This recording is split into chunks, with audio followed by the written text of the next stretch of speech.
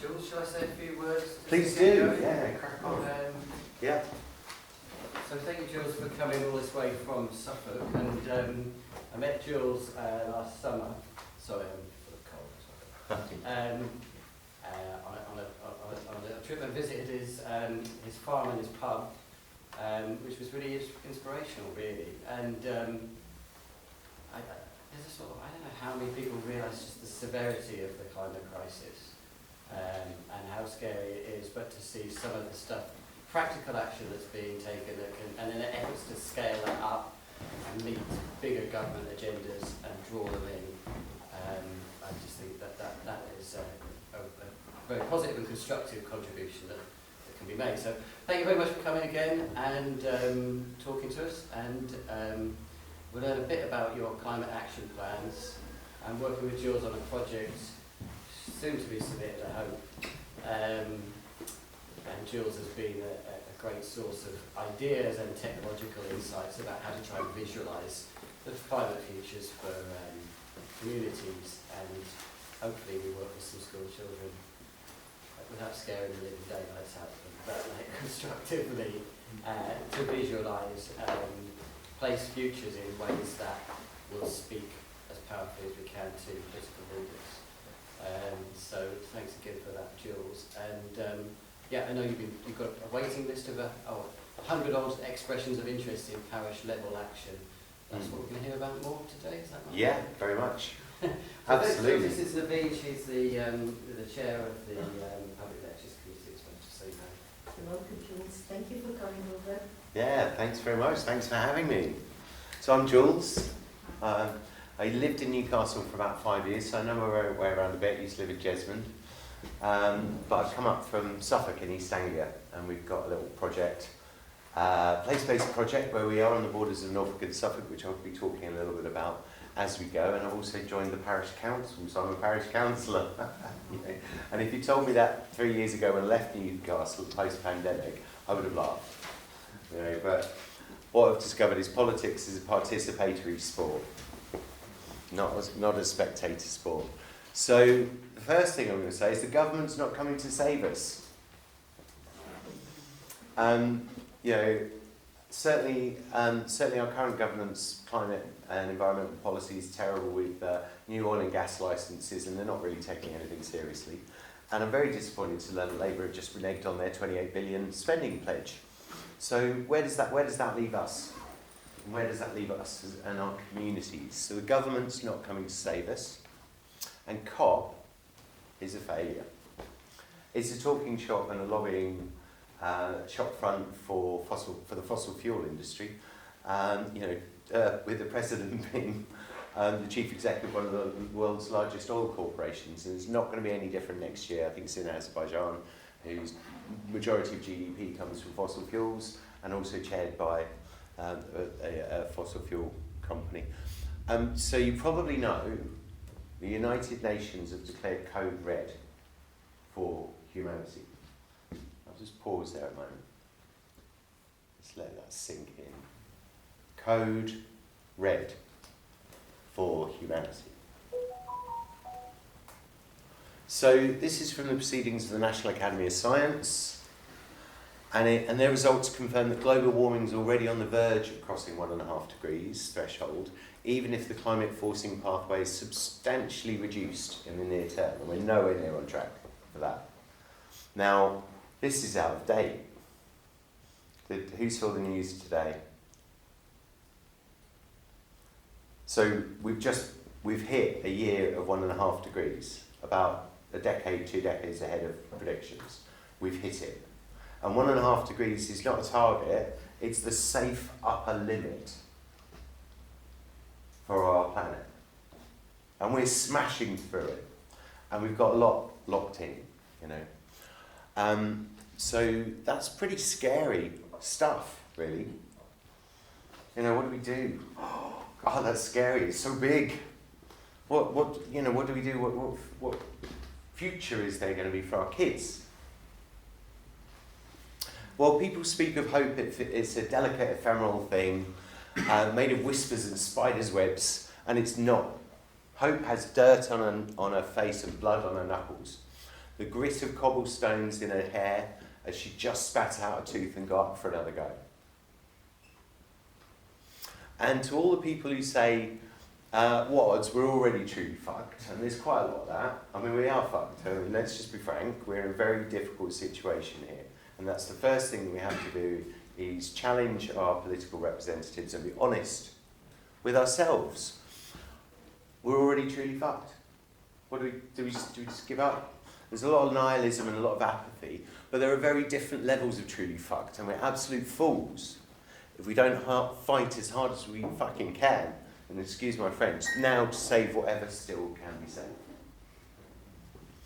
So walk with the dreamers, the believers, the courageous, the cheerful, the planners and the doers, the successful people with their head in the clouds and their feet on the ground. Let their spirit ignite a fire within you to leave this world a better place than when you found it. So I'm going to tell you a little story now about iFarm and what we're doing as a community in Norfolk and Suffolk. So post-pandemic, and I don't know about your experience of lockdown, but in Newcastle for me, lockdown wasn't great fun. I was in a house full of Geordie lads who were all suddenly on furlough, painters and decorators, chefs, loved them to bits, but they were all on furlough and drinking from 10 o'clock in the morning, knocking on my door saying, "Jules, come and have a beer." And I was like, "No, I work today, I'm still working." So there was a lot of thought that went into, if you're going to be locked down, where do you want to be locked down? Who do you want to be with? Oops, I've just managed to click my clicker. Who do you want to be with, and what do you want to be doing? So we thought about that a lot, and sort of sat around a campfire with some friends, and we went and bought 10 acres of land, and it's called iFarm, and the I in iFarm stands for Ikigai. And Ikigai is that which you love, that which you're good at, that which you can be paid for, but most importantly, that which the world needs. And where those four things come together, that's your raison d'etre, your purpose, your vocation. And if you're lucky enough to find that, according to Japanese culture, you live a longer, more prosperous and happy life. So we're Ikigai Farm, we're a community benefit society, and we bought 10 acres of land, and this is our amenity land here, and this is quite an old area of shots, so we've got rigs down and we're growing some limited market gardening, but we also own all of this, which is a woody car, it's fen, so it's for protection and conservation. And we're right on the border of Norfolk and Suffolk, and this river is the Little Ouse, and we're right at the headwaters of the Little Ouse.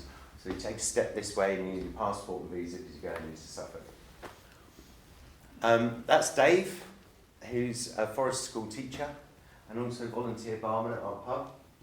And you'll hear a bit more about Dave later. And our first job was clearing the site of rubbish. I mean, it was really a tip. Stuff, holes buried in the dug in the ground, and just loads and loads of rubbish buried. You get everything from, as you can see on there, cookers, CRT monitors, fridge freezers, gas bottles, PlayStation controllers, CDs, people's clothes, you name it. Tons and tons of metal and plastic and rubbish. But there you go, you can see the rigs that we put down. We've got some limited market gardening, and we're never going to earn a huge amount of money growing food. But what it does mean is we can supply some nutrient-dense organic produce to the local community. In particular, we give it away at the moment to residents and patrons at our pub, and also to a charity called Still Good Food, because as most food banks, Still Good Food sells stuff that's slightly out of date, hence the name, and mostly dry goods. So the people that go there and shop there rarely get access to fresh vegetables or plants. So that's something we just provide on an ad hoc basis. And when I'd finished digging potatoes in the field one day, I was desperate for a pint. And so we went around the corner to the local pub called the White Horse in Kelneatham, and this was my local as a boy. And it was closed. And so I turned to the people in the car and I went, "Well, should we buy it?" And they went, "Go on then." Yeah. And it'd been closed for 3 years. It'd been closed about a year pre-pandemic, and then thereafter, because who wants to run a pub, particularly in these challenging times, And we embarked on a journey where we got it some protection through an asset of community value status. We stopped the planning application for change of house going through, and as you can imagine, probably weren't flavour of the month with the owner. So then we had a protracted negotiation over a period of about a year before we eventually got the keys and opened. And we've been open and trading for 2 years now as a community, volunteer-led, run by the community for the community. And our purpose as a community benefit society is reducing social isolation and improving health and well-being, and education, protection and conservation of our environment. So there's quite a broad umbrella there. And it's spaced together to come together, but also in terms of improving health and well-being and education and protection of our environment, that extends to climate change. That extends to the climate and ecological emergency. And so we're sort of place-based around the pub, which is a great place to have a pint, talk to our local farmers, talk to our local community. And we've recently issued a community share issue, and we're lucky enough to have received 300,000 in match funding from the government's community ownership fund. And so we have just bought our pub, so we're now the proud owners of a pub as of well, we complete the conveyancing on the 29th of February. So we've just triggered our option to purchase and paid our deposit. So we're now, having run it for 2 years, now proud owners of a pub. So what are we going to do? What are we going to do? Well, as Dave says, who's our barman, you saw him earlier, we're going to cover it in green science. So, and what that means practically is it's a leaky 200-year-old building, and the cheapest energy is zero energy. So the first thing we're going to do is retrofit it. We're going to renovate it and retrofit it and insulate it. And probably that means hemp wool insulation and even hempcrete cladding around the outside, so put a big blanket around it. And then, as you can see, we're going to cover it in solar panels, and we will likely have an air source and ground source heat pump as well. And our intention with this is to be a net exporter of energy to the village. So we'll generate more than we actually need, and we will become a power station. So distributed networks of production, lots of micro generation for community renewable energy. And that's some of our crew. That's Thomas, our financial director, in a funny hat. He's joined. He lives in London, and from Germany, and then a couple of other of our regulars and patrons at the pub, and some of our management committee. So we're a democratically controlled, member-led, community-driven organisation. What does that mean? Well, you know, if you invest a share, minimum share is 50 quid. If you buy a share, you're part of our society and you get a say. And so you get a vote, and we have an annual AGM where our management committee is elected, and I happen to be the chair at the moment. It's not a job for life, it's not something I want to do forever. It's actually a lot of work and a lot of volunteer time, but I really enjoy it. You get a lot of satisfaction out of it. And we had this grand idea, because, you know, saw the slides earlier, the government's not coming to save us. COP's a failure. So what are we going to do about this? You know, we're part of a wider climate emergency centre network, which has 26 sites around the country. Generally, they're meanwhile use. So they might be shop front, or they might be a 10,000 square foot warehouse in Ilford. And they, you know, and the climate groups get used to these spaces for about 3 years or so before they have to move out. So it's a good network, and they're doing great work engaging with communities. But we've got a slightly different model in that we want to own the assets. We want, you know, they want to be, you know, community owned and democratically controlled, and that extends to other activity like community renewable energy. So we said, well, what are we going to do? You know, what are we going to do about this great big behemoth of a problem? And we went to our parish councils and we said, can we write a plan? Have you got a plan? No. Can we write one? What does that mean? What does that look like? Because, you know, every town, city, district pretty much has declared a climate and ecological emergency, certainly a climate emergency, and our parliament's declared a climate emergency, but nobody's really treating it like an emergency, particularly our government. And some local authorities are better than others. Where I am in Suffolk, we happen to be very lucky because we've got a net zero target or ambition for the county of 2030. And that's not just for the council's operations, that's for our entire county. So that's our transport and our anchor institutions and our public sector and our hospitals and our schools. But that's really ambitious. It's, You know, we're 6 years away now. I think we're going to miss that target. It's good to have a stretch target, even if you miss it. And what the council's recognising is actually they can't make laws, they have very little money, and they can only ask. And they really need us. They really need the community. They really need our anchor institutions, our sports clubs, our village halls, our parish councils, our faith groups, you know, our churches, our pubs and patrons all to come together, and residents all to come together to take action. And so how do we do that as a community and as a group? And so we decided let's write a plan. You know, I think Eisenhower said, planning is essential, but plans are useless. So we're not just writing a plan, we're enacting it. And our starting point was, who needs to be involved? Who are the stakeholders here, you know? Who do we need to talk to? So we got together in the pub, classic post-it note exercise, you've probably all done them. Very little happens at the end of it, generally. It was fun on the day. And actually one of our farmers, you know, he left halfway through, and then I saw him the next day over a beer. He said, I'm terribly sorry I left halfway through. I said, that's all right, Jim. He just went, yeah, that was terribly fucking boring.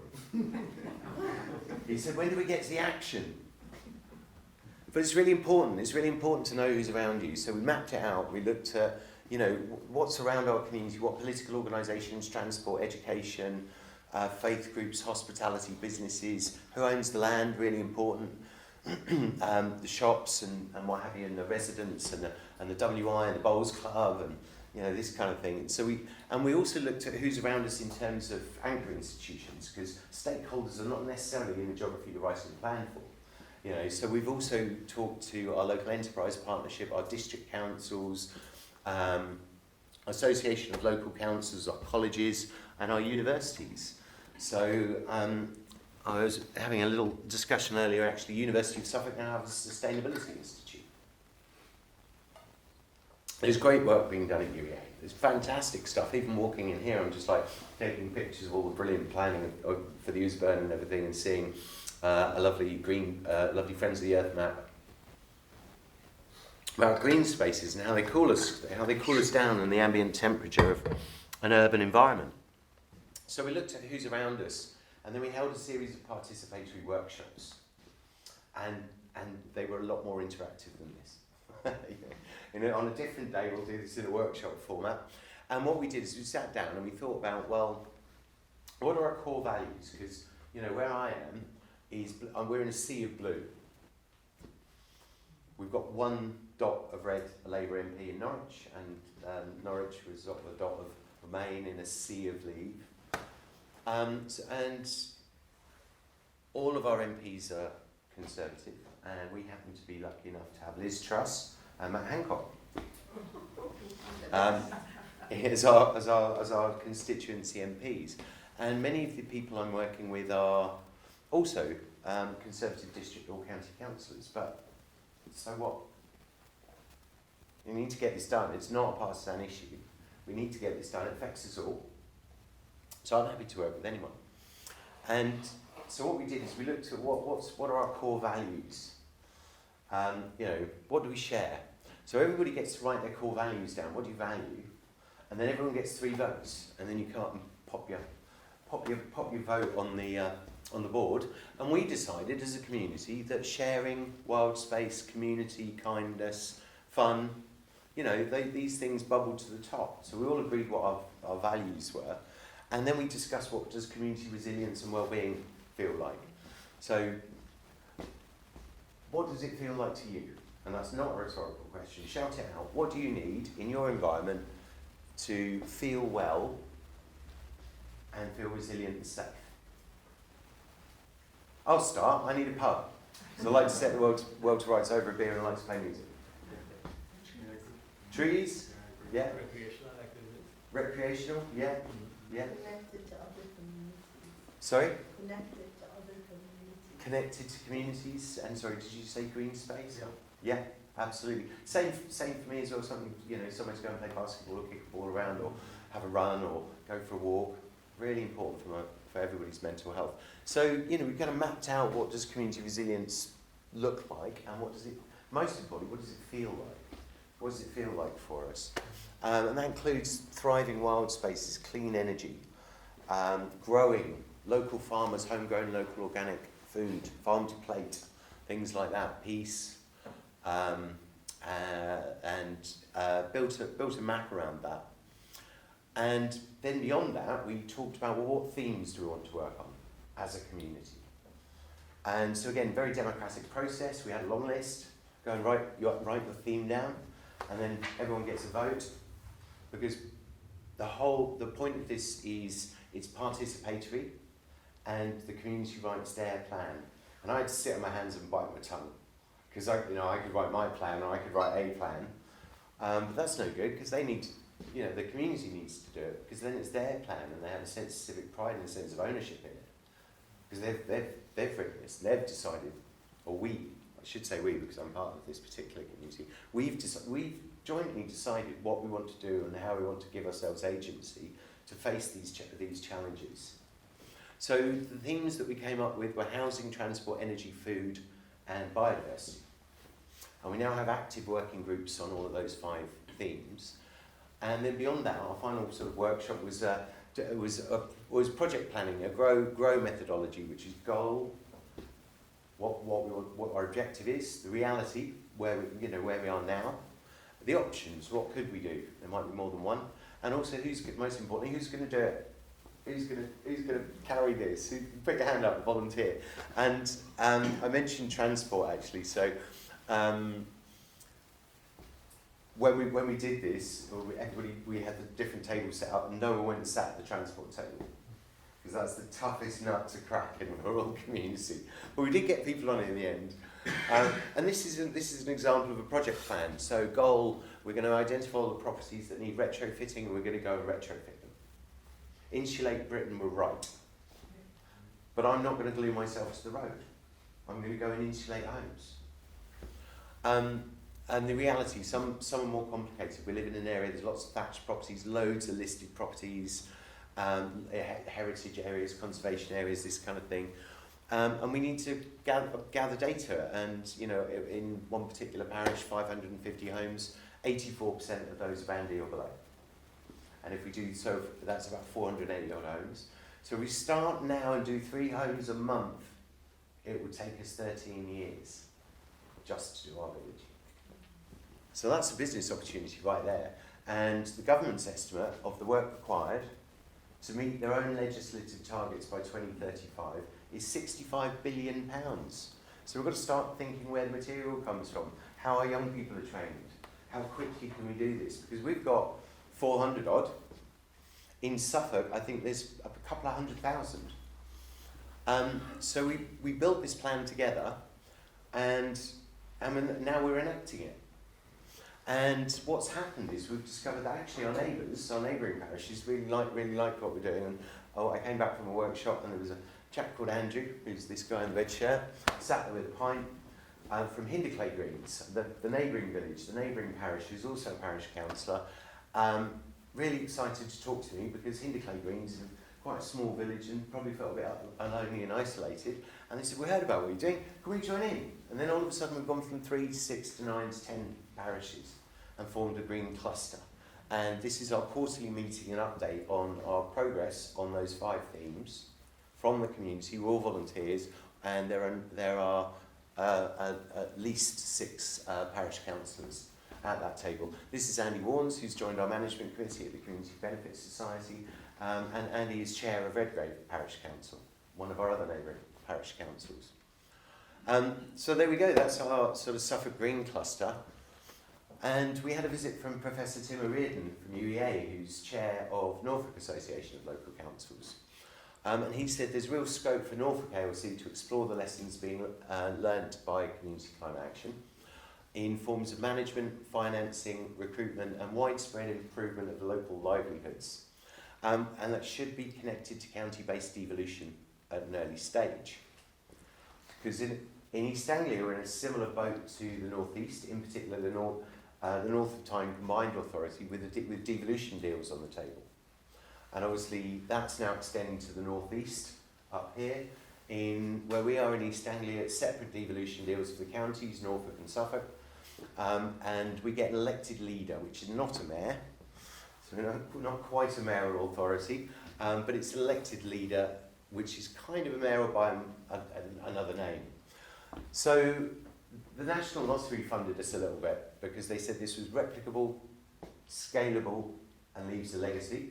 So myself and a bunch of volunteers have been touring the country over the summer, doing these workshops at festivals, refining and honing our techniques, and we've now got groups starting all around the country. You know, to look at what it means to actually become a citizen planner and actually take action in your community. This is me at the Hold in Ipswich, the Suffolk Association of Local Councils annual conference, addressing an audience of 150 town and parish councillors throughout Suffolk. And the outcome of that, the feedback form, all the town and parish councils said, this is brilliant, more of that, that was the best talk.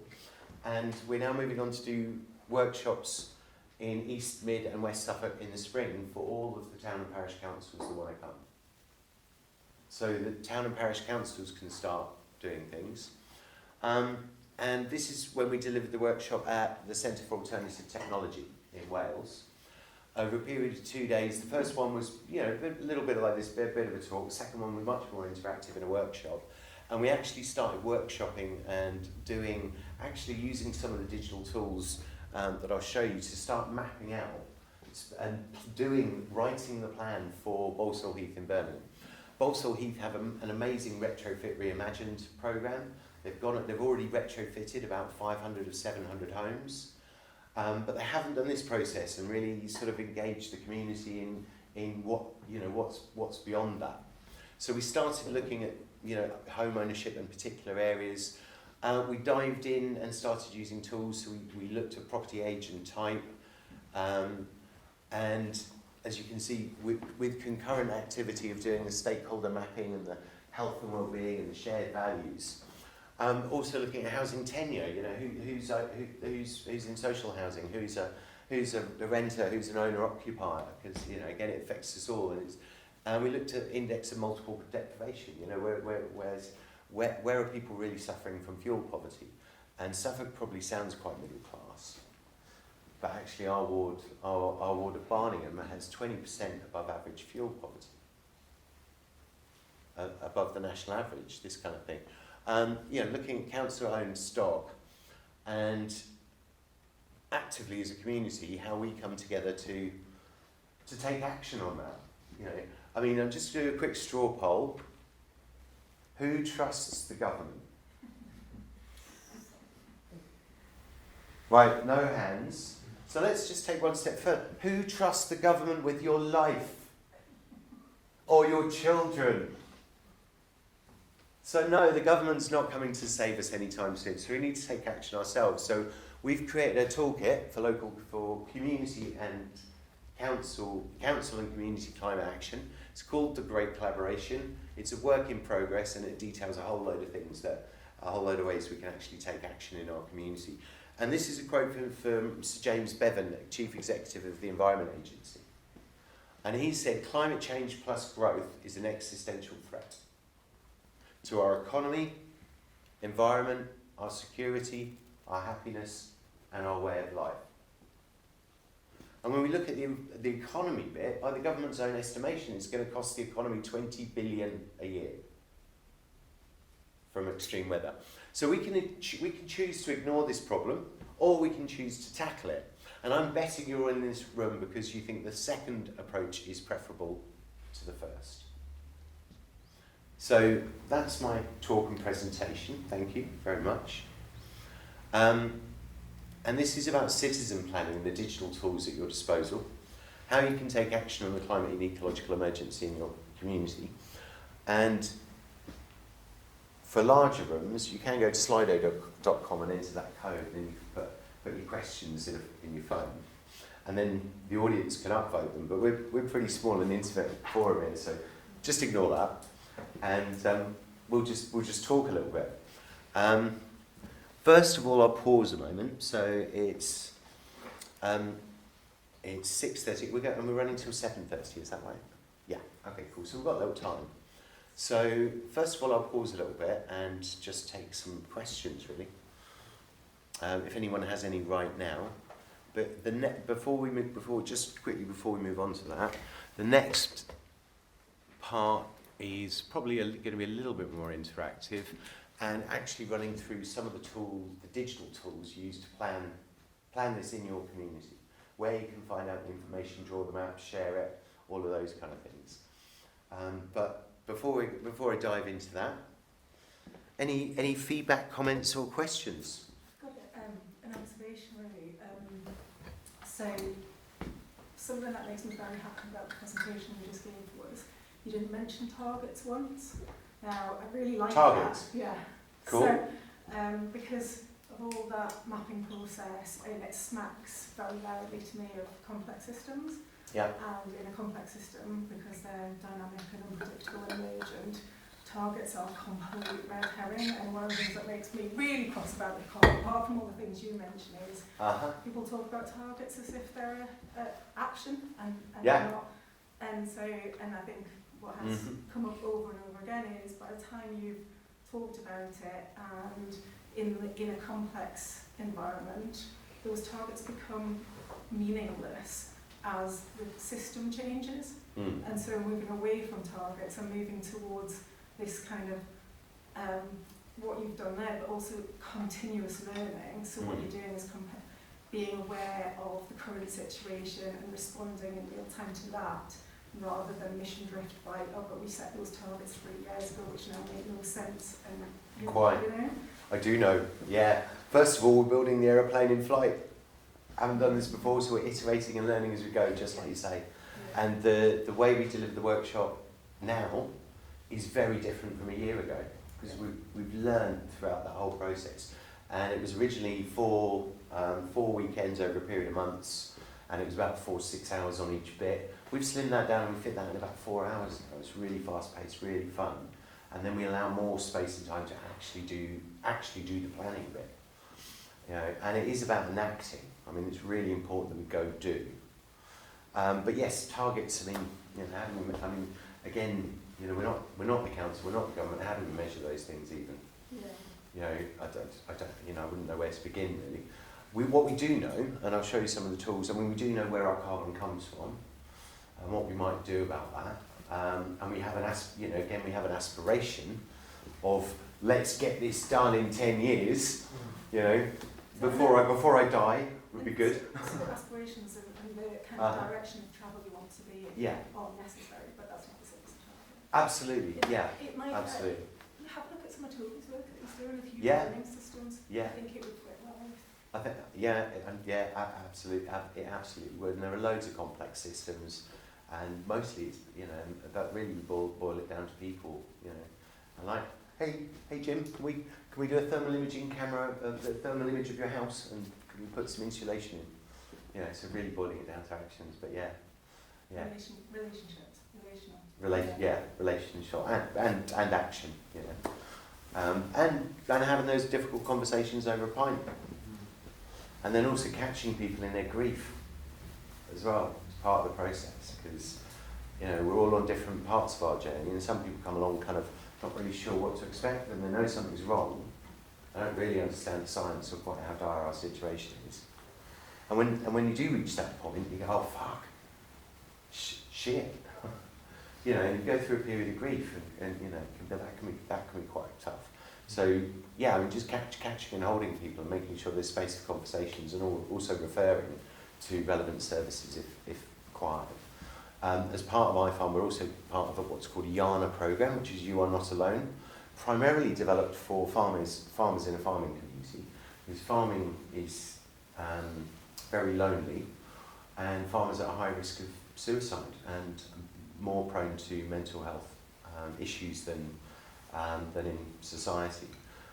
So we've done some of our volunteers have done some mental health triage training to signpost services, and things like Mind, the mental health charity, they have active hope workshops, and they'll sit down over a coffee, and you can go to a climate cafe and explore those kind of feelings as well. We're not really geared up with community climate action to do that, but these relationships and how we also function as a community and face these crises and challenges together make it less lonely and give us agency. You know, I mean, the thing that terrifies me the most is shit. What can I actually do? And we know that 80% of the population don't think the government's doing enough, and 60% want to take action but don't know what to do. And the classic thing you get in The Guardian is, here are the top 10 things you can do. And they put it all onto you and not onto the fossil fuel companies or the corporations. You know, but it's all individual. It's like, here are the top 10 things you can do. And not, this is how you can act as a community and cohort and leverage significant blended finance and money. You know, as a community, together. Because where the money comes from is a really important part of what we're looking at. Any other comments or questions before I think I wanted to ask you about financing this. Where does the Sure. money come from? Where does the money come from? Well, generally I wear a mask like Dave, and I've got a couple of guns that I go in a bank. And that's not too far from the truth, really, because actually, when you look at things like the financial crisis and the credit crunch and what money is, and what we could do if we only had the political will and choice, is, for instance, 300 billion in quantitative easing for the COVID pandemic. And you know, the order of magnitude of the climate crisis compared to the pandemic is beyond belief. And if we chose to, we can do that. So actually, as a council, or even as a parish councillor, our parish council can borrow up to £500,000, and we're a tiny parish council, via Public Works Loan Board borrowing. And the government issues municipal bonds. We can fund the activity like the pub on our land, and that's about £500,000 in assets. And we've done that by just fundraising in our community, via community shares. And yes, we have got some match funding from the government. But that's fundraising in the community, so that's public and private share capital. We are working in a collaborative action finance working group with our county council to look at what's called community municipal investment bonds. And that means, as a member of the community, I can invest in that bond. It's a bit like an ISA, and it has a fixed rate return over a time period. So low risk, low return. And everybody, whatever your sort of investment portfolio might be, you might have some high risk over here. Hopefully it'll be a unicorn and you make a lot of money, but you've probably got some low risk, low return in your portfolio. And our county council are investigating the possibility of underwriting those bonds so they become AAA security. And that means someone like Abundance can potentially invest 100 million quid at a AAA security. And that's exactly how the markets work when the government issues money to institutional investors via the Bank of England for gilt-edged bonds on the market. So a very similar premise. And what that means is that the county council can then divvy that money up and deliver it to community enterprises, community owned. So we want to put up a bloody great big wind turbine in one of our fields, and that will power about 1,500 homes, and that's going to cost around £5 million. So yeah, where do we get the money from? Well, through community shares. That's a classic example of community renewable energy, and that's how all of the community renewable energy projects are pretty much funded around the country. They're community benefit societies, unregulated activity. You're registered with the Financial Conduct Authority, and we fund it. We're also looking at other innovative forms of finance, things like self-invested personal pensions, SIPs, or what's called SAS schemes, which is self-administered pension schemes. So you can do a SAS scheme through a limited company, and you can decide where your pension money is actually invested. Or you can do a self-invested personal pension. And technically, because this is still innovation, Abundance have offered a SIPS product before, but I understand they can't get insurance for it, so they're not taking any more new customers at the moment. But what a SIPS pension means is I can take out 50% of my pension pot and invest it in unlisted shares. So it doesn't have to be in corporations or FTSE 100. I can choose to invest it in my community. And I tell you what, from my perspective, there's no pensions on a dead planet. That is, for me, 20 years' time, that's whatever's in that pot's fiction. It will be utterly worthless. I've got about 40 grand in my pension. So I can take about half of that out, about 20 grand, and put it somewhere more sensible. That's the kind of things we've got to be thinking about. So blended finance, and to a certain degree, anything that has assets, physical assets, so land, property, generation activity for energy, and has generates revenue.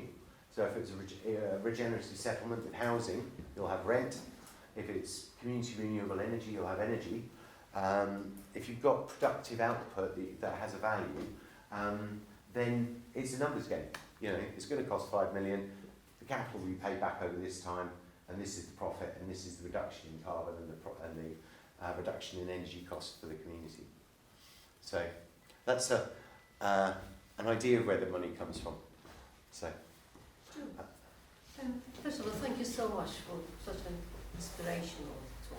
Really, it's so good to hear sometimes people who are actually doers and get on with it and do it. Yeah, but do you get? I suppose you do. Do you get people saying, we might do all of these things, but because other people don't do it, you are still F off? Yes, all the time. So what's your answer to that? So there's a thing called a diffusion and innovation bell curve. Oh, and I happen to have a whiteboard. Okay, so yeah, all right. Yes. So I mean, let's just talk about it a minute. Just for those I'm doing the devil advocate.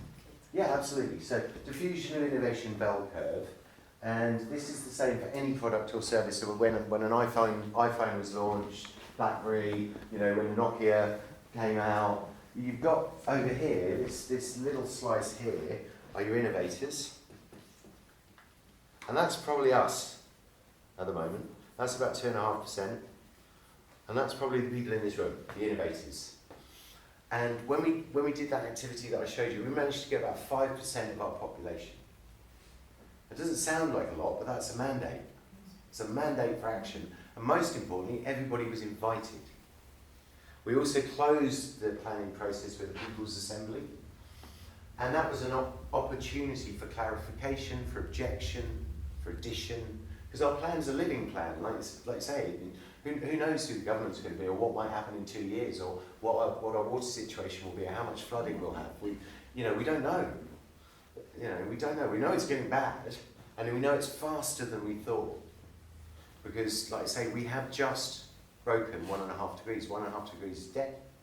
That's astonishing news. So yeah, these are the innovators. Then you've got your early adopters. So these are the ones that will buy the iPhone after all the bugs have come out of it. So all the innovators jumped in and queued and bought it while it was a bit buggy. Then you've got your early adopters, right? We know it works. We're definitely up for some cool tech. And then here you've got a thing called the chasm, and this is difficult to cross. And your early adopters is about 3.5%. So this is about your 5%. And this is the mandate. That's enough to take action. And then you've got the early majority. And I'm going to get my numbers a bit. I think that's about 25%. This is about. How is that? No, that's not going to add up. Then you've got your laggards down here. They're equally probably about 5%. We've got 10. So it's about 40, 45, 45. I think the maths are right. So that's 90%. So you've got your early majority, and this is where we really want to get to. It's about 25 to 30% of the population taking action, because then everyone else will follow. You don't need a majority, you don't need everybody, but you need around 25% is the tipping point. This is across the globe, of course. We're talking about climate change. I know, I'm talking about here in this room and us. Because what is the world? I know, and I don't disagree. Sure. I'm just saying, you hear this all the time. You hear it, as you say, from governments and ministers, that even if the entire UK is perfectly net zero, we still get China doing all the nasty things. We still get India doing all the nasty things. And therefore, why should we? We will still get all the problems of climate change because they're doing it. Absolutely. So I'm just saying that you always get into this mess, basically. So I'll come on to that in a minute, okay? But just for a moment, maybe put your hands out. And if I turn in a circle, that is all I can touch. Yeah. And I'm just me. But you can't have a million without one. No, So we can all. I know what yeah. you're doing, and Yeah, I so- agree with you. so- Yeah, absolutely. So we're all on our own journey. We can all make our own choices. And I choose to act because of a risorgimento, which is an Italian idea, of an idea that transcends generations, and that's the principle of planting trees for your grandchildren to sit under the shade under. And personally, I just can't live with myself knowing that if I didn't do everything I could, you know. And yes, I did get that. I was in our parish council meeting, and I was trying to convince them to vote to write to support us in writing a community climate action plan, and it narrowly passed 3-2, and I got exactly that response. I went, you know, it was the classic trope. If you want to talk about climate, Jules, you want to go and talk to the Chinese embassy. And my response to that is their bad behaviour doesn't excuse our bad behaviour. We need to set an example. Just because you saw someone else punching someone in the street, does that mean you can? No. And I think you can even put it differently. You can say that if we constantly think that way, it's quite paralysing. You know, It is. You cannot It do is. anything. It's very hopeless. Yeah. And absolutely. you started with hope. And I Yeah. suppose, you know, so the counter argument is that if I cannot change the world, does it mean that I cannot do anything else? And you're saying, yes, you can. Yeah. Now there's various approaches, you know. So again, during the process, John, who's a committed environmentalist, said, I love what you're doing, Jules, this is amazing, but it won't make a blind bit of difference. You know, so let me finish. So it won't make a blind bit of difference. You know, we're already fucked. I mean, you know, I'm doing everything I can. I cycle everywhere. You know, I'm really committed environmentalist. And then one of our other group, Tim, he said, "Yeah, but I'm going to go down fighting and have all the fun while I do it." So I'm very much in that. I'm very much in that camp. You know. Equally, I'll give you a statistic that might encourage you. Is that last year, China installed more solar energy than the USA ever has in its entire existence. So China's done that in 1 year. So, you know, I do believe that we're going to be accelerating. Yeah. Wind energy as well. Absolutely, yeah, and renewables. So, you know, there's definitely the prospect of hope. And really, if we start taking action here, and we can pull these early adopters and then the early majority with us, and that's what we're seeing happen on the ground in communities. You know, we're reaching out to schools, sports clubs. Sports England have recently said, unless sports clubs take climate change seriously, we're going to stop funding you. And they deliver 300 million in government money and fund 150,000 sports clubs. You know, so I'm going to be going into the rugby club that I used to play for, having these conversations. I'll sit down with a pint and a sign. Who wants to talk about climate? Yeah. I think it was Danelle Meadows said, speaking to that point, she was talking about making change more generally, and she was and her approach was the people that are on board, gather them around you for strength. The Yeah. people that are changeable, Yeah. speak to them. The people that are never going to change, just ignore them. They're not worth your effort. Yeah. The effort is where you can make the change. Absolutely. So again, those people, absolutely. So those people that are climate deniers, or they're the laggards. They're here. They're this 5%, or they're down on this bit of the curve for the late majority. And yeah, don't waste your time. Move on.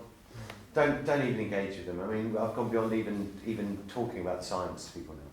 I won't even. You know, if somebody starts.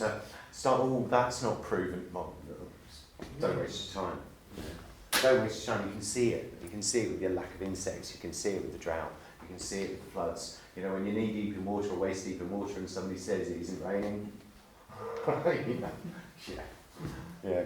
So we're going to move on to looking at some of the digital tools available for us, let me think.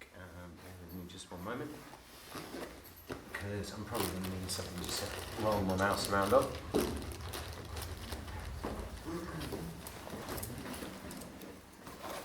So we'll run through these just kind of in the order that I've got them open on tabs, which is no particular order. So this is a really interesting one. So this is my mother tree that will calculate your carbon footprint, where your money is. Now my council banks with Barclays. In December, when we were reviewing the budget, I got them to agree to look at an alternative. And in March, our March meeting, we've got it on the agenda to change. And we're looking at Unity Trust Bank. Because this is really important, where your money sits. I'll see if I can quickly spin through this. How green is my money? Oh. That's all right. Let's have a look. One sec. But, well, I can tell you that actually the average household... There's a Wi-Fi guest there, which hasn't got a lock on it.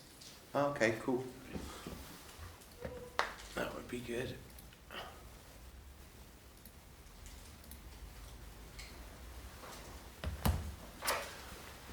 It's a shame I have to connect to the guest one purely because my SSID is called MO5 Surveillance Van number 5.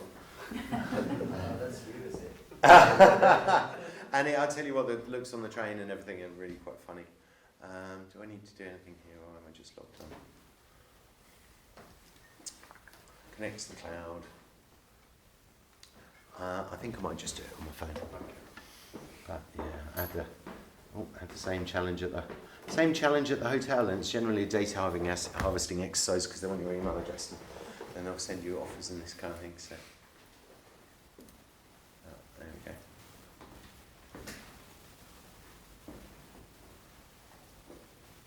I won't be needing that one. How am I connected?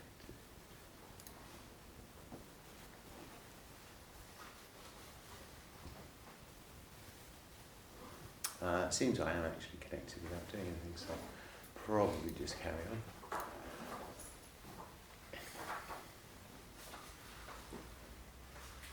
Trust the network. I'll just tab off that. But so very, very quickly, I'll sort of run through this. So do you have one of my UK bank accounts? Yes, I'm actually with Nationwide. So Nationwide are pretty good. And I very rarely have any money in my account.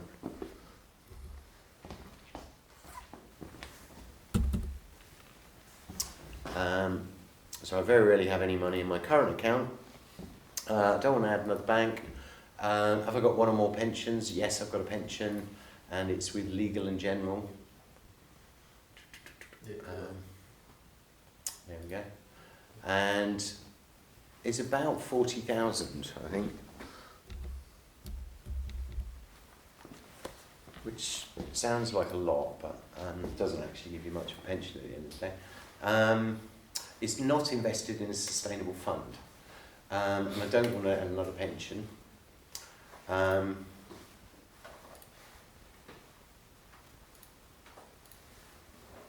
going to see my results. And like I say, so I've just convinced our parish council to move their money, and they've got about £40,000 in their current account. And Barclays have invested 160 billion in fossil fuels since the Paris Agreement, and continue to, along with HSBC, who are the biggest offenders. So my carbon footprint, just for my money that's sitting there doing nothing, personally, is 20 tonnes a year. That's the same as a household, a whole household. And it's about the equivalent of flying from London to Rome 98 times, and I don't fly specifically for that. So that was a real shock to me. So that's something we can all do. That's something all of our institutions can do, is move our money. 24,000 customers have just left Barclays. And that includes Cambridge University, and it also includes Oxfam, who I'm shocked they were banking with them anyway. We're working with Project Irenes, which is integrating renewable energy and ecosystem services. And to do that, we're using various mapping So this is our little village of Thelneatham. You can see just here. That's where our pub is. If I scroll in, let's have a quick look. So this is our pub, and those are the outbuildings you saw. This is our car park, and our farm is just over here. It's about a 15-minute walkway through a beautiful walk through the fens. And what's really interesting with this tool is we can start to look and see what land might be viable for solar energy, and automatically calculate the best locations for it. So I've got some sort of pre-drawn bits on the map showing where we can put solar and what kind of megawatts we'll get. We can also look at let me see. So various different levels of deployment, and look at prospecting. So parish level generation summary. We can look at parishes, and if we combine this with another tool I'm going to show you, which is the impact calculator, we can start to figure out what we need and what we've got and where it can be. So that's sort of our spatial awareness, and also our digital planning. And these tools are available right now, so we can start doing this. Let's not wait. We don't need permission. Does that give you grid connection as well? We're going to be putting in substation capacity. Yeah, but there's a map published by UK Power Networks. The data's open. Again, what we're trying to do is stop it being 15 different tabs and put it into one application so a community can use it. And also then provide digital training, like literally, on every Wednesday. Every Wednesday we have a thing called a banter session, and we have parish councillors and others just dropping in to discuss all of these topics, and also provide digital training, so we can become citizen planners and actually have a look at what we need and where we need it. What I'll quickly look at is just the wind. When you're considering solar farms, do you consider ways in which you can also improve the performance of the technology while not affecting the arable land that is available? Yes. Yeah.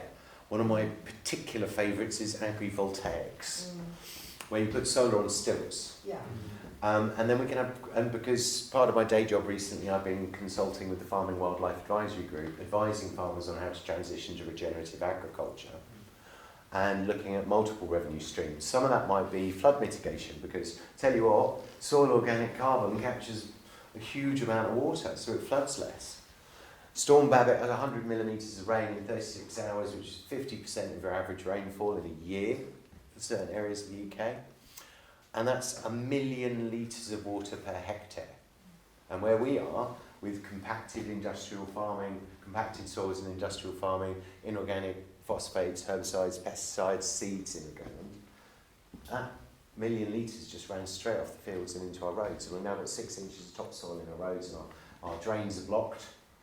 All our drains are blocked with soil, and our river is full of 3-foot silt from our farmers' land, and that's very valuable topsoil. So where you start to use combined stuff like say agrivoltaics, so solar on stilts, you can have pasture land that have deep roots that sequester a lot of carbon into the ground and hold the water and the flow, and also it helps with evapotranspiration and using less water to cultivate crops, provides shade for shade-loving crops. So yeah, it's a big thing where we are, and I'm glad you mentioned it, is the prospect of turning over very valuable agricultural land to energy generation, and that's why most solar farm projects get refused planning, where we are. I'm a bit of a fan of putting on the rooftops first as well, to be fair. Did you consider industrial areas as well? Sorry? Did you consider industrial areas for this? Yes. Yeah, absolutely. And actually West Suffolk has one of the UK's first smart energy microgrids, delivered exactly that.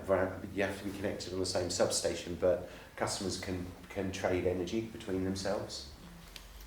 And then if we have a look at wind, these are the areas that you definitely can't have a wind turbine. So So I'll just take that off a minute and try and find where are we on the map.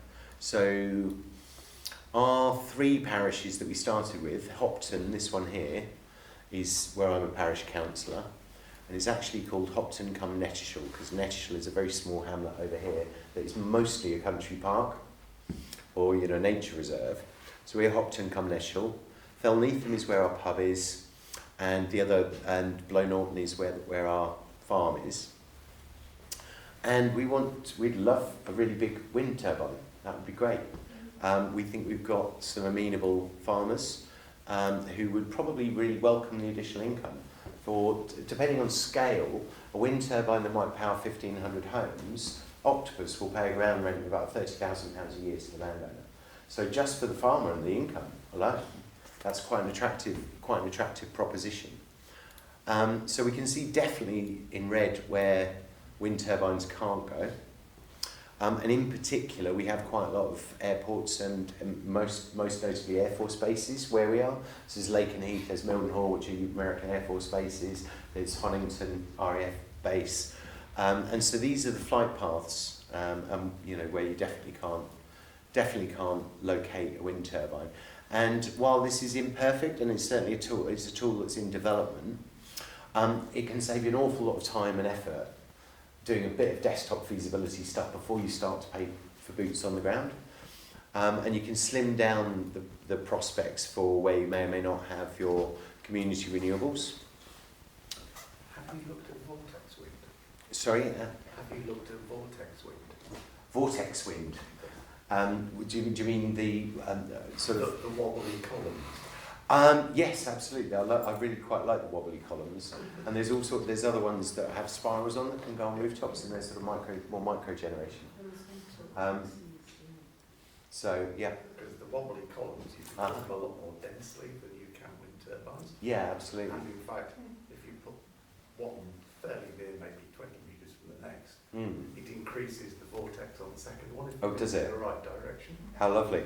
We're going to be doing some feasibility studies and hopefully get all of this kind of information and technology in the mix, because it's accelerating at speed for the agrivoltaics, for instance. You can get translucent solar panels, organic translucent solar panels as well. But their performance is very much reduced. They're up to about 19% at the moment, which is pretty good. And a normal panel would be over a lifetime would be about 22, so it's not too much difference.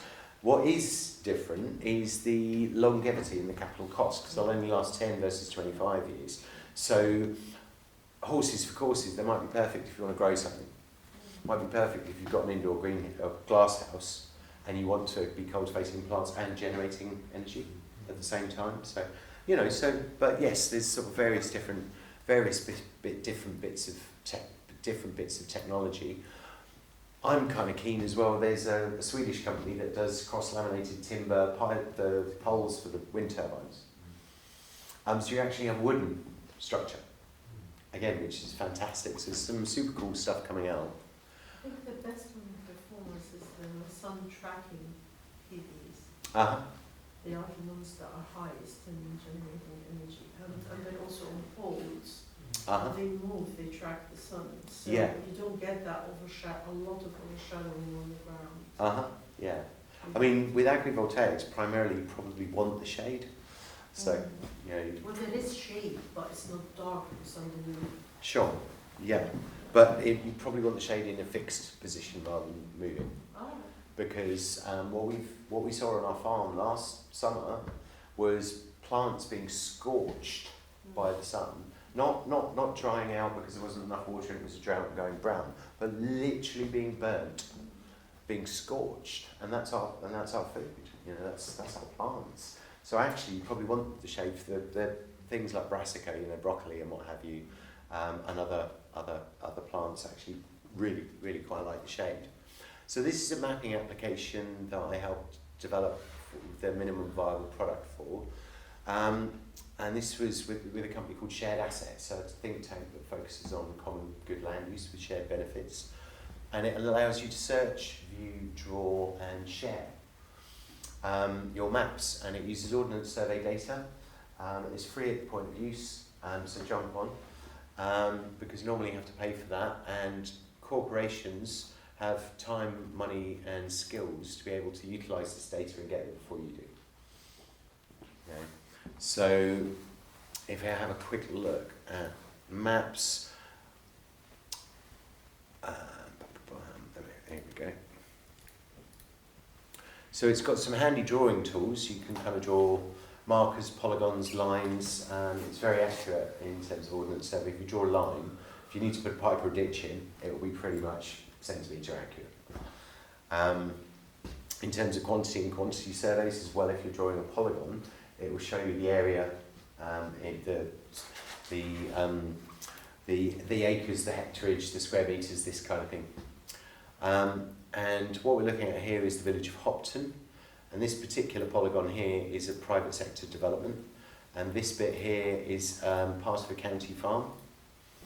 And one of the reasons I'm looking at that is if I put on sort of land data and layers, it's got helpful information on there in terms of agricultural land classifications. So again, you can see the agricultural land classification if you are looking at any kind of community renewable energy generation. You can look at historical flood data, and then you can look at SSIs, and you can start to rule stuff out or again, understand your environment and what's around you. Green belt and brownfield. And actually, the only brownfield data on here is Newcastle, because I happened to be in Newcastle when I was developing this, and each council has to publish their brownfield data annually. But annual data is about as good as a picture of a traffic light. You don't know if it's still red. So that's probably quite out of date by now. But the particular thing that I wanted to show you was property boundaries. So if I zoom in, I can start to see who owns what. So if I click on that field, I can actually see that that extends to this huge field of about 200 odd acres or more, and it happens to be owned by the county council. Who knew? I didn't.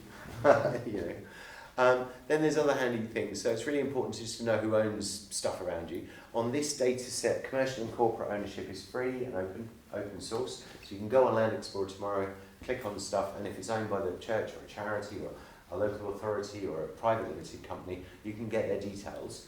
If it's privately owned, you'll get the title, the Inspire ID and the title number, which are really important, and then you can look up on the Land Registry website, and it's a statutory fee of £3, I think, to get the title of the plan, find out who owns it. If there is one. This covers the... Sorry? If there is one. If there is one. If it's been sold since 1988, there will be, and but much of our land hasn't changed hands, and there's just deeds in drawers. So it's actually who owns England is a really good question, and there's some information on that actually, and there's a really cool blog by Guy Shrubsole, and on the Land Explorer website, which is designed for places to live, work, play, generate, and grow. There is a link to Who Owns England, which is some really good dive into that. Does this cover the whole of the UK?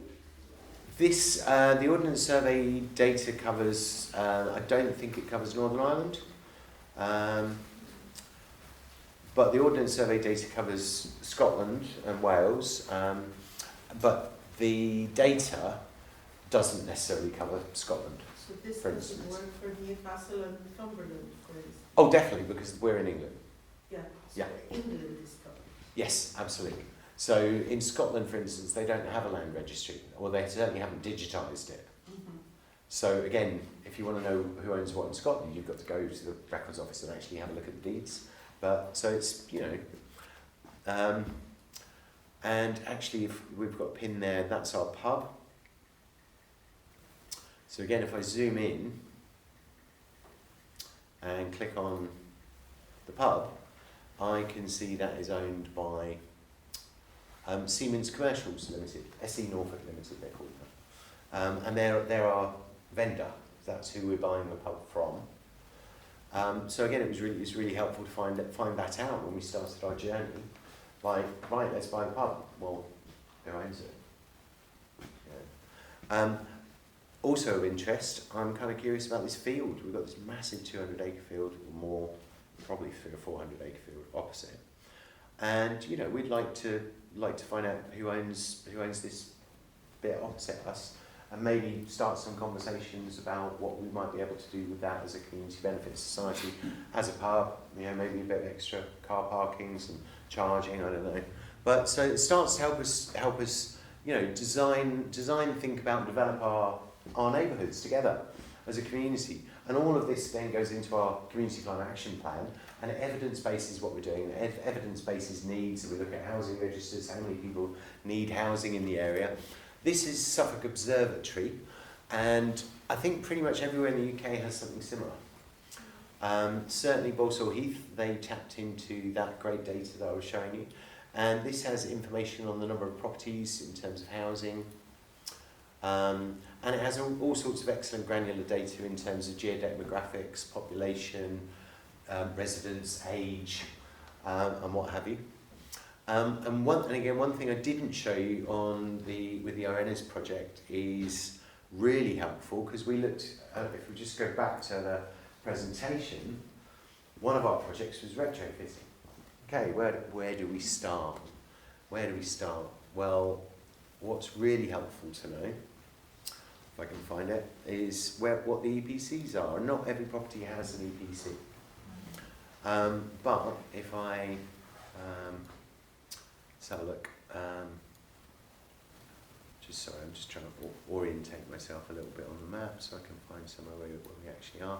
So if we look at Thelneatham, the village that we're actually sort of doing some of the planning for, and again, if we draw it back to our pub, because you know what, everyone in the village is invested in the pub, and we're going to retrofit it. It's an exemplar. We're going to have chats over there about how we no longer have to sell our firstborn to heat it. You know. Popping on EPCs in current ratings means that I can start to see the ratings for the house, or for the houses. I'm just going to pop on all of the layers. Maybe take them off. Take that off. Age. So we can start to see what the EPCs are. Potential score increase. Is this something you've overlaid, or is it in the database? Sorry? Is it something that you overlaid, or is it in the database? Because I think all what I know is that EPCs are not public. Sorry? That EPCs are not public. Yes, they're absolutely public. They are? Yeah, you can look up a house EPC on the government website tomorrow and see what it is before you buy it, and then it will also have a report on how you can improve on it. So it's absolutely public data. There is a website I can send you a link to, which is really, really helpful, which is just they've taken all of the open source data, which is much what we did with Land Explorer. Really, was what we did was we looked at what open government data was available. So the historical flood data, the agricultural land classification, the land registry data, and the ordnance survey is all open. You know, so the EPC data also open.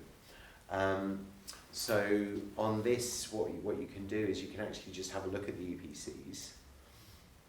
So you can look at the current rating, and so you can start to see again which ones are your priority, because it's also important to know what to do first. And when Hannah says we don't have all these grand targets, what we do need to know is where we start. You know, which one are we going to do tomorrow? We're going to only do 3 a month, maybe, and it'll take us 13 years. It'll take me the rest of my life, you know.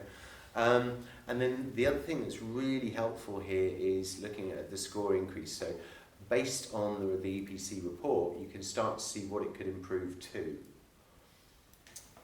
So you can look at the potential to improve to C, and you can start to see which ones you want to focus your attention on, where you get your biggest bang for your buck kind of thing. So in Suffolk, broadening that out, you know, we've then got hundreds of thousands of homes to do, but we're bringing all of our communities together via parish councils. We're forming clusters, and then we're looking at actually delivering that economic activity, retrofitting, and so we're powering up and powering down. Map It is a handy tool. Oh, that's our weekly webinar that we're not doing. Let's say. It's probably off screen. So this one's kind of handy. Anyone want to shout out postcode? Let me see if I can put this in. So. NE5 2EE. So what this will do is it will pull up the areas covered, and it will show you your metropolitan district, ward, parliamentary constituency, travel to work areas, region, integrated care board, so we can start to talk to our anchor institutions and really think about them and that kind of thing, and all sorts of other details. You know, that's really handy for planning. It's a little handy app. Then we've got impact calculator. This is from the Centre for Sustainable Energy, and you can put in. Let me see if it just comes up now. Let me just quickly do Thelnetham.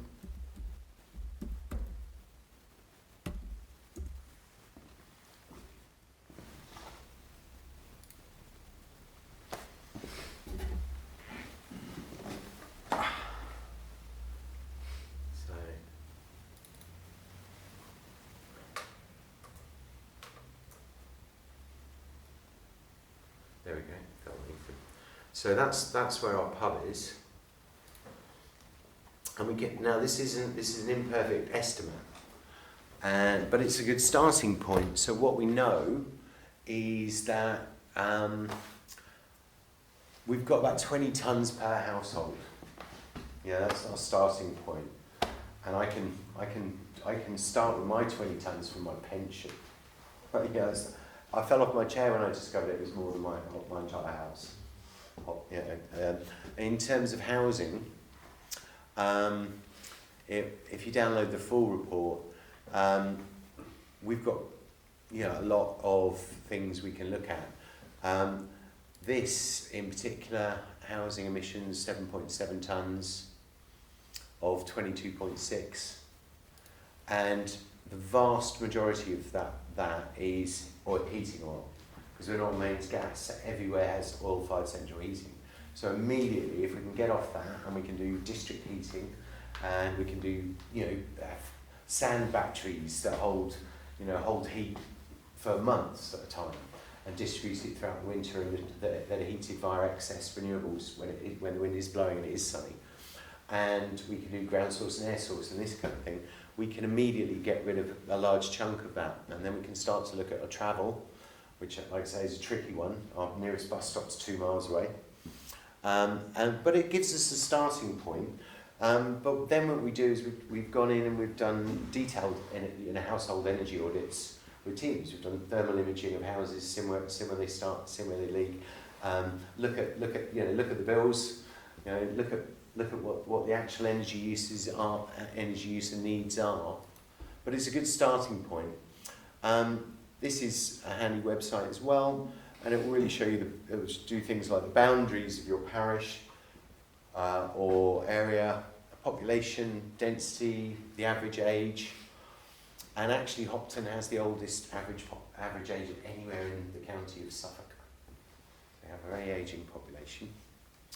And what we're hoping to do with the great collaboration that I mentioned earlier is provide all of this in one handy application, and then scale it through communities, supporting off the physical activity of the workshops and the groups coming together to provide a toolkit for council and community climate action. So this is, again, a work in progress. We've taken on somebody else's grant-funded project. This was the Herefordshire, I think it was the Herefordshire Green Network. Let me just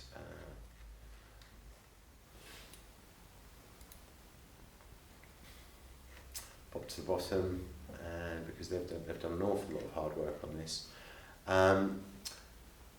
So it was the Herefordshire Association of Local Councils, but in particular it was the Herefordshire Green Network. So again, it was a bunch of volunteers that came together and did this, and produced this platform with £100,000 worth of grant funding for people to be able to make a pledge and take an action. So it gives you a whole suite of stuff you can do, and housing, energy, all sorts of stuff. And we thought it was a great, absolutely fantastic project.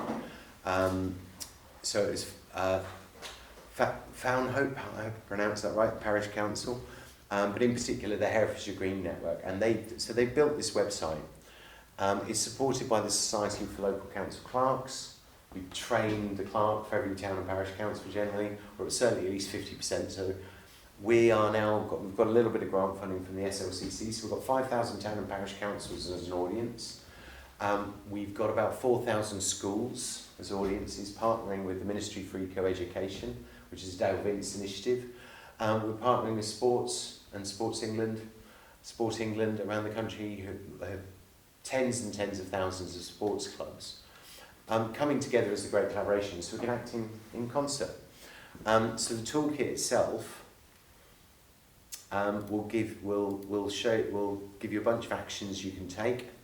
Sustainable bank, rewilding, buying efficient energy, switching your supplier, that kind of thing. But most importantly, what we're going to add is how we can act in cohort. How we can act as a community and how we can act together. And how we can leverage that power because we're stronger together. And to do that, you'll be able to log in, and all of that lovely mapping stuff that you saw will be inside our native application, and you'll be able to look at a map, you'll be able to see groups around you.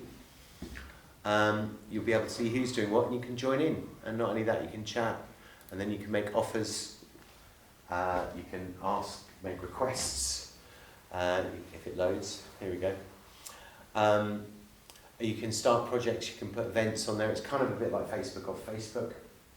Has a members directory, so you can see who's in the group, what they look like, what their skills and interests are, how you connect with them. These are part of our team. You'll see me there in my lovely Explorer hat. And then beyond that, what we're actually doing, again as working groups, is looking at site identification using all of these tools. So we've got, and this is an agrivoltaic plantation, albeit in Germany. They're growing hops under it, So we're really keen to see that in Suffolk. So we're looking at the White Horse and the pub. We're also looking at our school, our dentist, our shop, and our village hall. We're looking at our local cathedral even. And as long as it can't be visible from the road, probably going to be okay. Whether or not they choose us as a supplier or as a partner, as a community benefits society, I don't know yet. But then we're looking at 200-acre solar farm for agrivoltaics. We've got 3 particular sites in mind. And there's a grade 2 listed pumping station as well. Some of my friends and colleagues are transforming into a hydropower station. This is Balsall Heath that I mentioned. This is the document that we created on the day during the workshop. So we started to write the plan. They've gone on to take this further and actually doing stuff. And then we're also using the same kind of digital tools to look at regenerative settlements. And a regenerative settlement is a net zero carbon build, possibly even carbon negative, depending on the materials. And that's the kind of project I'm working with Dave and the planning department on. To look at, how do we meet our housing needs? We've got loads of 20 and 30-year-olds living with their parents still. Because the average house price where we are is 400 grand. How on earth is someone going to afford that? Rents are through the roof. So it's unaffordable, and that's one of the reasons why we've got an ageing population, is because all the young people move away, and then of course there's no one to look after our elders, and we have no cohesion as a community because our family's broken up. So it's really important we look at what sites might be available from a community perspective. Mapping out what might be available, not for large-scale developments, but for community land trusts and social housing in perpetuity, truly affordable homes, by way of rural exception sites. So they're outside the local economic development plan, because anything, you can bet the bottom dollar that anything that has any value for housing has already got an option on it, from Persimmon or Wimpy or whoever it might be. So these are rural exception sites where there might be exceptions in national planning policy framework for exceptional design, which is sustainability, or bringing economic activity. But in particular also providing social housing in perpetuity for our communities. So those are some of the digital tools at our respective disposal. So we can all start to become citizen planners. and start to take action in our community and start to have agency, where we are, and what we can do as a community. So this has been really citizen planning, the digital tools at your disposal and how you can take action right now.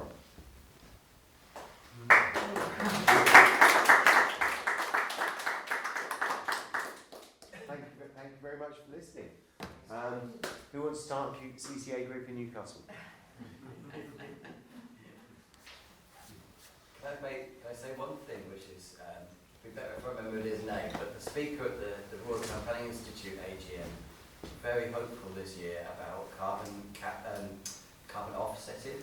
Okay. And his view was that it had been so unregulated, people didn't trust it. Obviously, there's huge problems with the concept and the articulation of it. But what he foresees is decarbonisation plans on a place-based level being funded through better regulated carbon offsetting. So it's elements like that and financial innovations can be twisted in a way that unlocks huge amount of finance for place-based interventions. So all of these tools can seem like, a hope and a prayer sometimes, but all it takes is just for something to shift and people to realise that their investments in the safe bank they thought it was don't look so safe. Quite. And they've got a responsibility, and suddenly that graph that you've got there suddenly looks completely different. Yeah. I mean, I would say about that, number one is, stranded assets, keep it in the ground. At some point, they're not going to be able to mine the oil and gas. All of our pension money is at risk. Mark Carney says it, Bank of England says it. It's only a matter of time. It's just a matter of time before what's in the ground, which is the balance sheet of most fossil fuel companies, is worthless. And all of a sudden they're worthless, which means your pension investment in them is in turn worthless. And the smart money is going to move, and when it does start to move, it'll move very quickly. I'm not necessarily a fan of offsetting per se, because that's potentially licensed to pollute. In terms of, if you're really rich, that's fine, I'll buy some carbon offsets, the rich get to pollute, the poor don't. Also, it gives me license to continue my polluting activities, because I'm offsetting. However, there's a thing called insetting, which is insetting carbon sequestration into your supply chain. So you start to look at actually how we can draw down carbon and then inset it in a supply chain. A good example of that might be regenerative viticulture, where you're actually producing a bottle of wine and you use regenerative techniques for the production of the horticulture of the grapes. Now that's not going to offset all of the bottle of wine, and I like a bottle of wine as much as the next one. The vast majority of the CO2 is in the distribution and the transport, but what it will do is it will inset some of that by changing practices and behaviour. And you're absolutely right, Dave, in that it has a value. But the carbon credit market is the Wild West. 70% of carbon schemes have been proven to be fairly dodgy is the word. Thank you very much. Yeah, absolutely. So we do need proper certification and verification. And really, and also from my perspective, don't just go and buy a bit of rainforest that was already there, because you're not creating anything new. Actually sequester more from the atmosphere. And there's a brilliant project called Project Drawdown, which has the top 100 things you can do, or top 100 things for industry that you can do to actually sequester carbon and take it out of the atmosphere and lock it up. So when we talk about building materials, let's use hemp, let's use bio-based materials. I mentioned hemp insulation. That's carbon. I'm going to put it in the pub and lock and keep there for 600 years. If we spray hempcrete all over it and give it a blanket, that's carbon that's come out of the atmosphere that's then locked up. That kind of thing. So, but it's particularly exciting, like you say, what we can do on a local basis, So, So all of this presentation is now on Slido. Oh no, sorry, Slido is an application for asking questions. So if it was a larger group, you could put your question on Slido using that, and then everyone could see it, and you could upvote your favourite questions. They could then say what Can I answer your question? Yeah. We are recording the presentation, and it will be available online. on the Family Centre website Yeah. shortly. Yeah. It will take us just a couple of weeks to edit and things, but it will be available. Might take out some of my swearing. But yeah, also I'd love to stay in touch. You know, I mean, if anyone wants to stay in touch, that's totally cool. You know, if anyone wants to take action in their community, even better. Yeah, because that's what it's all about, really. So, thank you very much, everyone. I don't know if there are any other questions. I'll be hanging around for a bit. So, Thank you. Thank you. yeah. Awesome. Thanks very much.